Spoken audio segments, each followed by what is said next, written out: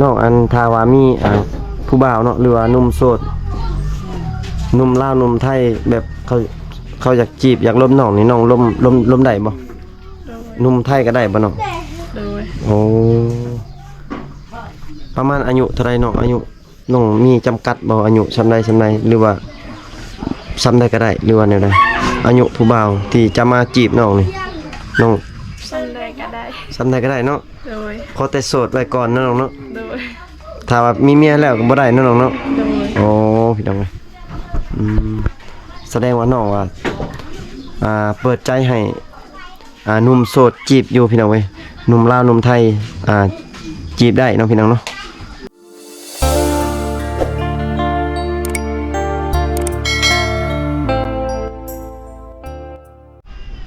สบายดียามเช้าๆเนาะพ่อแม่พี่น้อง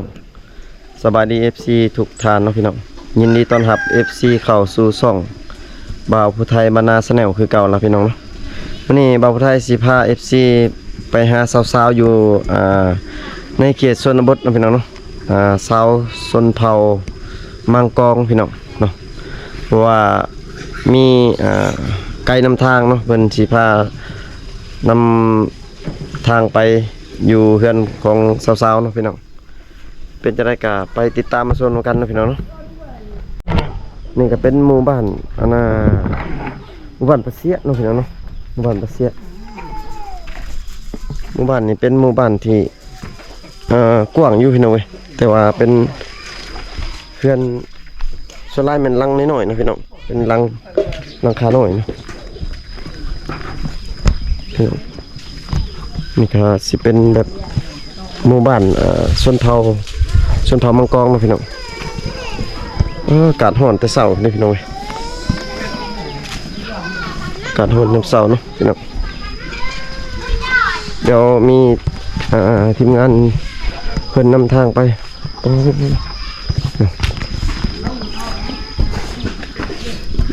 เพิ่นตำข้าวพี่น้องไปเบิ่งผู้สาวเพิ่นตำข้าวนะพี่น้อง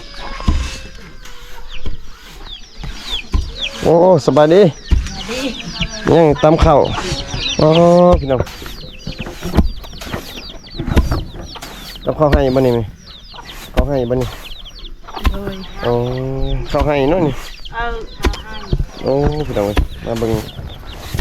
สาวเพิ่นตำข้าวนะพี่น้องเนาะคือตำตอนเช้ามื้อนี้บ่ได้ตำตอนแลงบ่อันนี้พักผ่อนบ่ได้เสียหญ้าตามเขาอีกอ๋อผักมื้อนี้พักเนาะแล้วบ่ได้ไปใช้เลยตำข้าวแม่นโอ้แต่ละมื้อปกติมันไปใช้แต่ละมื้อนี่ไปเสียหญ้าเนาะโอ้ตาปีนให้กระต้มผู้สาวบ่นี่น่ะลูกคอยนี่แหละโอ้พี่น้องผู้สาวเนี่ยนี่อะเหมาะเนาะแสดงว่าอะเหมาะเนาะแม่นบ่ผู้สาวมาเบิ่งผู้สาวตำข้าวพี่น้องว่าเป็ดหน่อยลายพี่น้องกินข้าวเนาะเป็นตำข้าวยามเช้าพี่น้องตำข้าวนี่ตำไว้อันกินมื้ออื่นบ่นี่หรือว่าตำไว้แบบลายๆไว้ลายมื้อบ่นี่กินในไปตำลายมือนี้ก็บ่ได้เสียหญ้าดิมีแต่ตำข้าวแล้วโอ้ตำไว้เนาะบ่เจ้าบ่ได้ซีบ่บ่มีห้องสีโอ้บ่มีห้องซีบ่นี่โดยโอ้พี่น้องเดี๋ยวเราไทยสิไปอยู่เฮือนของสาวๆที่ทีมงานเป็นนัดสาวไว้เนาะพี่น้องเนาะขอบใจเด้อเด้อขอบใจแม่เด้อขอบใจเด้อเดี๋ยวมีทีมงานเป็นนี่ทาง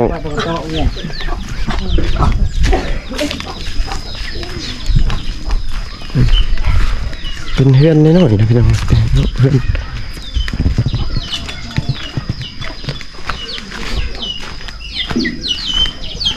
ตอนนี้ไกลนำทางเขากะเป็นนำทางไปนะพี่น้อง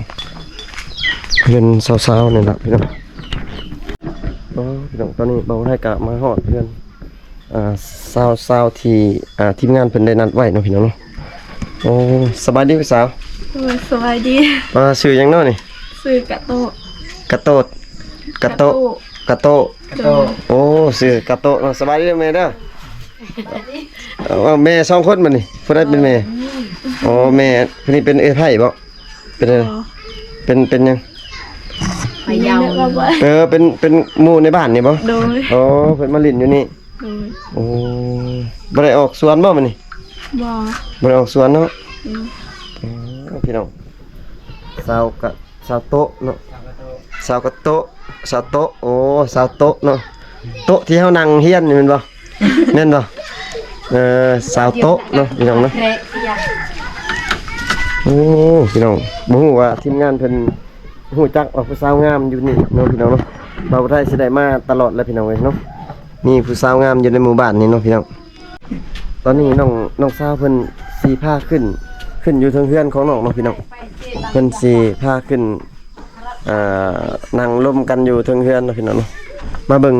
รอบๆเฮือนซ่านของน้องเนาะพี่น้องเนาะว่าเป็นแบบใดเนาะนี่ก็จะเป็นแบบอันนี้เป็นเฮือนหน่อยของน้องเนาะพี่น้องเนาะก็เป็นแบบนี้เลยเนาะพี่น้อง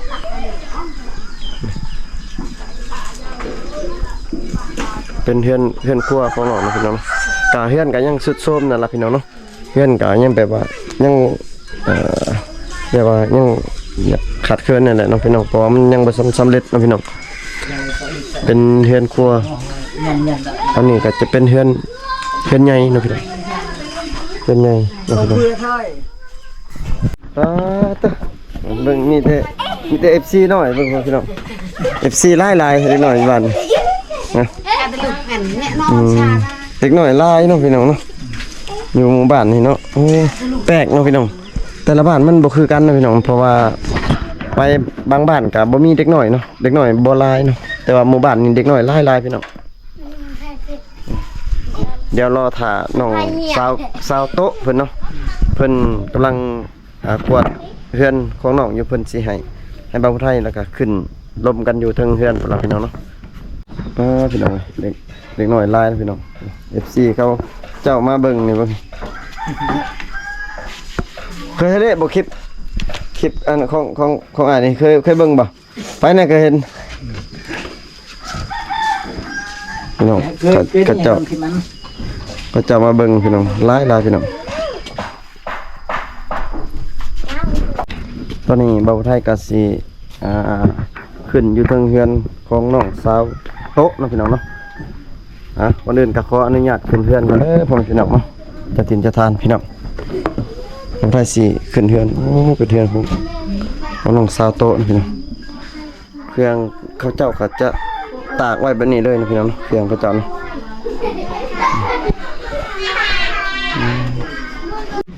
นี่ก็จะเป็นบนนอนเขาเจ้าเนาะเพราะว่าคนร้ายแล้วเขาเจ้าสีนอนแบบนี้เลยนะพี่น้อง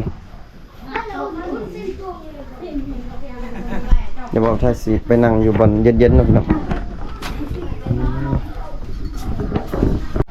สบายดีอีกตัวหนึ่งเนาะ โดยสบายดี โอ้พี่น้องตอนนี้บ่าวไทยก็ขึ้นมาอยู่เทิงเฮือนของน้องสาวโต๊ะนะพี่น้องเนาะเพราะว่าอากาศมันร้อนเนาะพ่อแม่พี่น้องเนาะแล้วก็อยากให้ FC ได้มาเบิ่งชมวิวนำพี่น้องเนาะก็ให้น้องเพิ่นมานั่งอยู่อยู่เฮือนครัวพี่น้องเฮือนครัวของน้องเนาะก็แบบนี้เลยพี่น้องกินข้าวแล้วบ่น้อง กินแล้ว กินแล้วได้อาหารยังน้อง บ่มีอาหารกิน บ่มีอาหารกิน โดย โอ้พี่น้องน้องเฮ็ดแต่งอยู่เขากินนี่เฮ็ดอยู่นี่บ่น้อง โดย อยู่เฮือนน้องมีจักคนน้อง6 คน ผู้หญิงจักคน มีคอยซองกับแม่ ฮะอยู่ผู้หญิง2 คน โดย แสดงว่าผู้หญิงนี่ลูกนี่น้องคนเดียวแม่นบ่ โดย พี่น้องเอ้ยลูกสาวเดียวเนาะเฉพาะดอกจังงามพี่น้องเอ้ยเนาะงามนั่นน้องเนาะน้องฮู้ก็ว่าน้องงามลูกสาวเดียวพี่น้องเอ้ยผู้ชายมี5 คน 3 คนโอ้6 คนนี่ทั้งพ่อทั้งแม่บ่ โดย โอ้ลูก4 คนพี่น้องเอ้ยอยู่ในเฮือนนี่มี4 คนเนาะลูกแต่ว่าทั้งพ่อทั้งแม่นี่เป็น6 คนพี่น้องโอ้พอดีได้เพิ่นแบ่งมัน4 คนเนาะพอดีงามเนาะโอ้แต่ละมื้อ น้องเฮ็ดเวียกหยังน้องแต่ละมื้อน้องแต่ละมื้อเสียหญ้าสวนบ่ โดย อ๋อสวนมันต้นบ่น้อง โดย อืมน้องมีอันเวียกอาชีพเสริมเฮ็ดหยังบ่บ่ได้เฮ็ดหยังบ่บ่ได้เฮ็ดหยังเลยเฮ็ดแต่สวนเนาะ โดย สวนมันต้น โดย ขายเบิดเลยติน้อง โดย ได้หลายบ่ บ่หลาย บ่หลายเนาะอืมตอนนี้ปลูกไปเลยเนาะแม่นบ่ โดย อืมน้องเคยไปรับจ้างบ่อยู่ในบ้านนี่เคยบ่เคยรับจ้างบ่เคยมีคนจ้างบ่น้องมีบ่แบบเขาจ้างไปเฮ็ดเวียกวันละเท่านั้นเท่านี้มีบ่วันละเท่าใดน้อง 70 มื้อหนึง70 โดย โอ้พี่น้องมื้อหนึง70ถือว่ายังถูกเยอะพี่น้องอยู่ในบ้านของบ่าวไทยแสนหนึงก็ยังว่าเขาเจ้ายังว่าถูกเด้เขายังบ่อยากไปเนาะเพราะว่าคือว่าหั่นแหละมันบ่มีบ่องไปเฮ็ดเวียกนั่นหรอกเนาะแม่นบ่อันน่ะน้องยังอันนั้นอยู่บ่น้องยังโสดอยู่บ่น้อง โสด ยังโสดอยู่บ่น้อง โดย กับเปอร์เซ็นต์โสด 100 100เลยอ๋อ100%พี่น้องถ้าว่า FC ท่านใดเนาะสนใจเพิ่นว่าจีบได้อยู่บ่น้อง จีบได้ จีบได้เนาะมีสองทางติดต่ออยู่บ่น้องติดแบบน้องลินเฟซลินไลน์อยู่บ่ลินเฟซ เฟซ ลินเฟซซื้อเฟซน้องได้ซื้อเฟซน้อง ซื้อไทยแต่ ยังบ่ฮู้บ่ โดย บ่ฮู้ซื้อเฟซตัวเองเนาะบ่ได้ตังค์ให้ ดีกว่าป้าจะรู้จัก เพิ่นว่าบ่ฮู้ซื้อช่องซื้อเฟซของน้องเนาะ นั่นตัง เป็นคือถูกระบบจบที่เธอ ถูกระบบ ทุกระบบ ถูกระบบ เธอ ถูกระบบจบที่เธอตัวไทยบ่น้อง โดย พี่น้องมีแต่ FC ท่านใดเนาะถ้าว่าสนใจก็ทักมาหาบ่าวผู้ไทยอยู่ในหน้าช่องเนาะของบ่าวผู้ไทยพี่น้องเดี๋ยวบ่าวผู้ไทยสิเอาสองทางติดต่อให้เนาะพ่อแม่พี่น้องเนาะพี่น้องน้องเคยมีผู้บ่าวบ่น้องน้องเคยมีแฟน บ่เคย บ่เคยมี โดย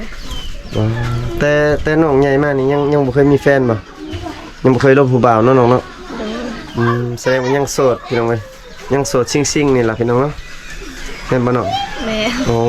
พี่น้องแบบ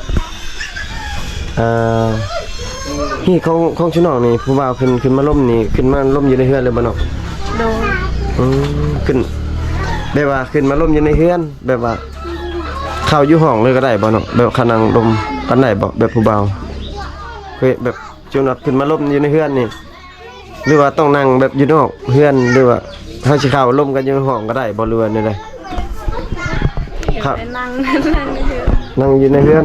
แต่เข้าห้องบ่ได้บ่น้อง โดย บ่ได้เนาะโอ้พี่น้องต่างกันพี่น้องเว้ยเพราะว่าคือบ่าวผู้ไทยไปสัมภาษณ์บางบ่อนนี่เนาะบางบ้านก็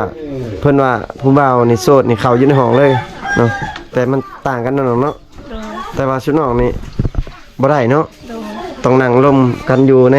ในนอกเฮือน โดย โอ้พี่น้องเอ้ยแตกต่างกันเนาะพี่น้องเนาะน้องอันทาว่ามีผู้บ่าวเนาะหรือว่าหนุ่มโสด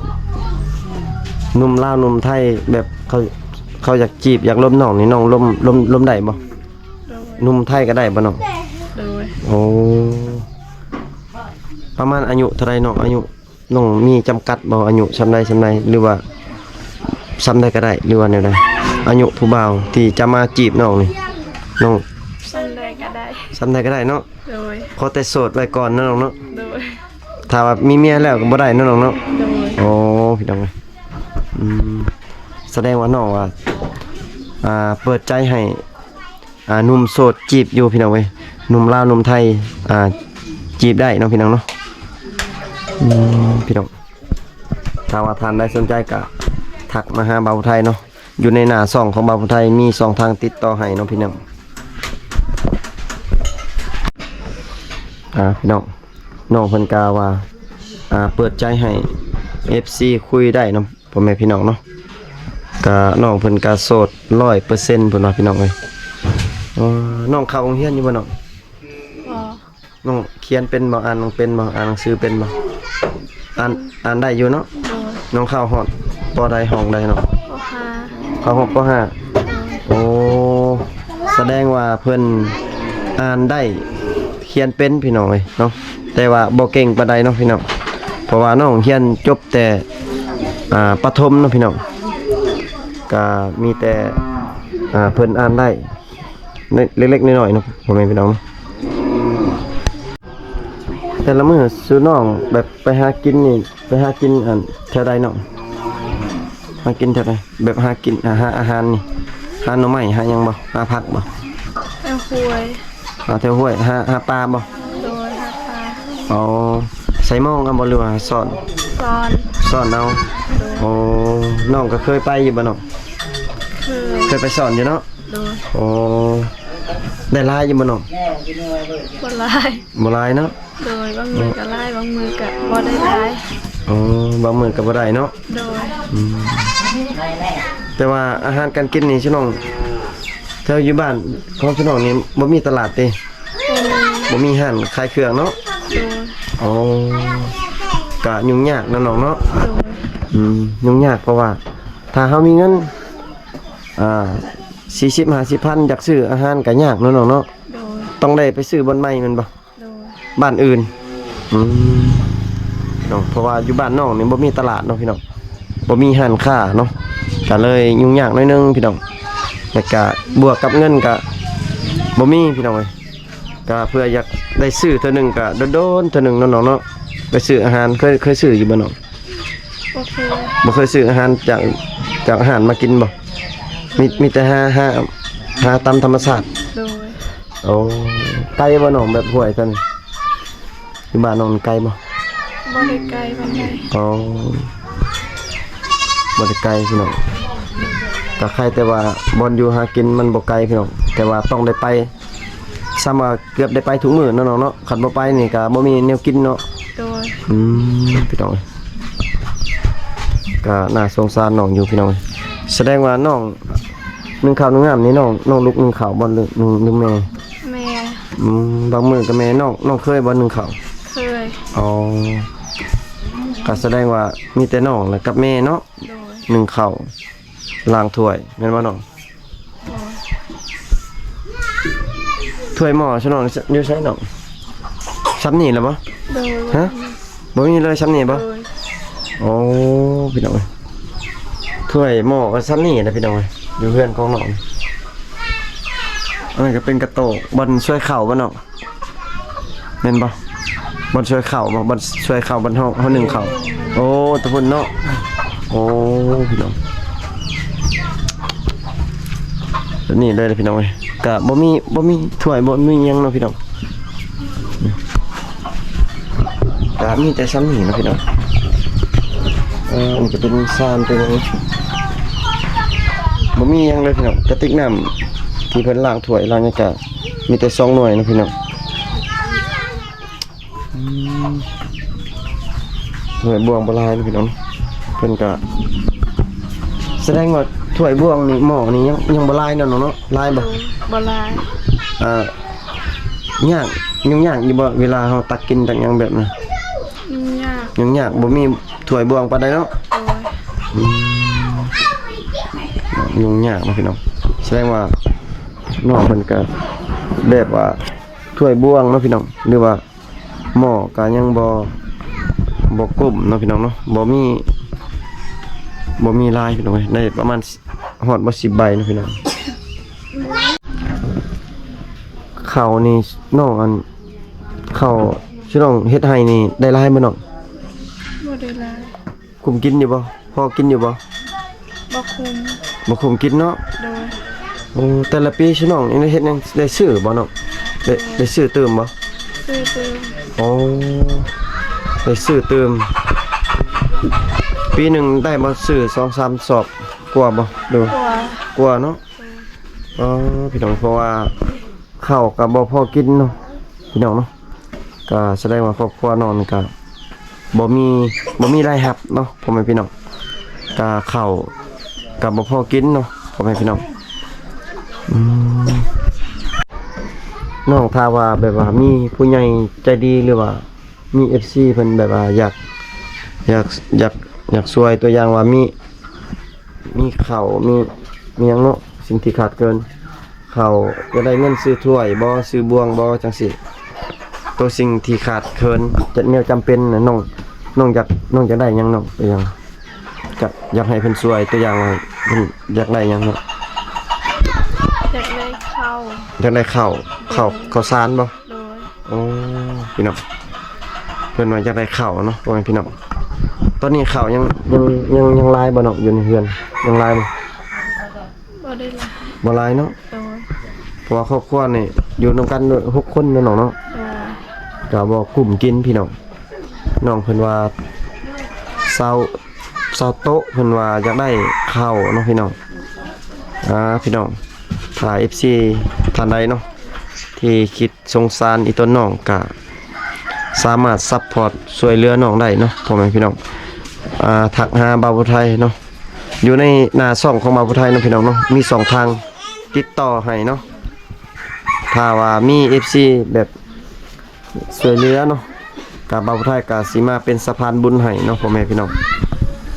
นี่ล่ะครอบครัวของน้องโตพี่น้องโอ้ยเนาะอันนี้มันเป็นเฮือนครัวของน้องเลยพี่น้องเอ้ยถ้วยบวงก็หม้อก็ยังบ่ลายเนาะพี่น้องเนาะเป็นแบบพอแต่ได้ตักใส่ของกินเท่านั้นล่ะพี่น้องอยู่ในเฮือนของน้องเนาะพ่อแม่น้องไปใส่หมดเนาะ